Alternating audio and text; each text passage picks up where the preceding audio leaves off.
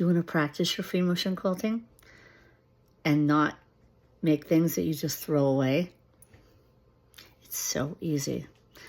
Go to Joann's, you buy some very thin foam, buy some very thin plastic, 5mm plastic, zippers by the yard, okay? Your fabric, whatever you want. Make a sandwich about 10 by 10. Let's say 10 by 10, okay?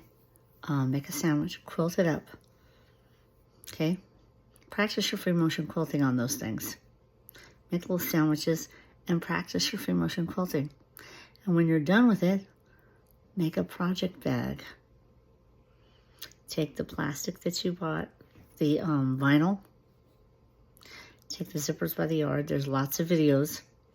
And make sure you put the zipper strips in the front. Okay, make it easy on yourself. I'll try to do a video on some of this. It's pretty easy. And you have beautiful project bags, and you're not wasting your time quilting things that you just throw away. I did a lot of that. And it's sad because I could have made project bags. It's a good thing to do. Try it.